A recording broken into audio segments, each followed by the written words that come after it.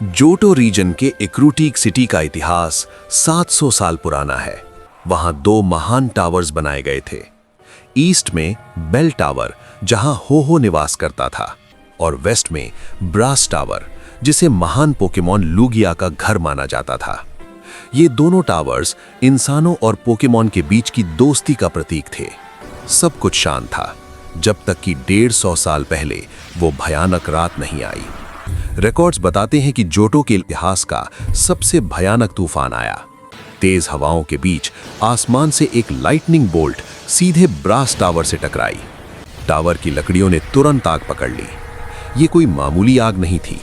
Legend के मुताबिक ये आग 3 दिन और 3 रात तक लगातार जलती रही। ब्रास टावर, जो कभी लूगिया का घर था, वो धीरे धीरे जलकर खाक होने लगा। लूगिया वहां से उड़कर वर्ल आइलैंड्स की गहराइयों में चला गया। लेकिन टावर के अंदर कुछ और भी था। आग के बीच 3 नेमलेस पोकेमॉन फंस गए थे। वे बाहर नहीं निकल पाए। धुएं और लपटों ने उन्हें घेर लिया और उनकी मृत्यु हो गई। तभी अचानक एक तेज बारिश शुरू हुई, जिसने आग को बुझा दिया। लेकिन तब तक ब्रास टावर पूरी तरह नष्ट हो चुका था। वो अब सिर्फ बर्न टावर था। जब धुआं हटा तो हो आसमान से नीचे आया। उसने उन 3 बेजान शरीरों को देखा।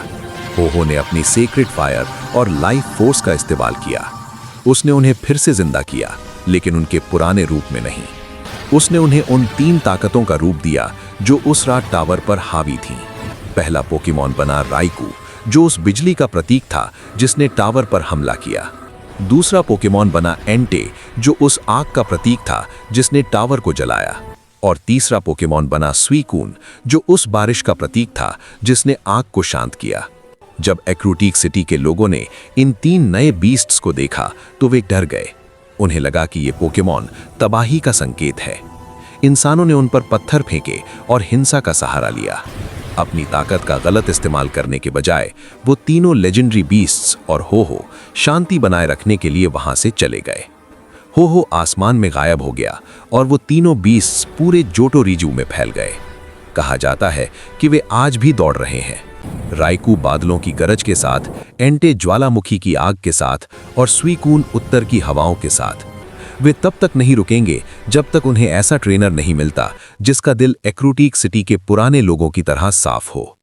बर्न टावर आज सिर्फ एक खंडहर है, लेकिन यह सबूत है पोकेमॉन वर्ल्ड के सबसे महान पुनर्जन्म का।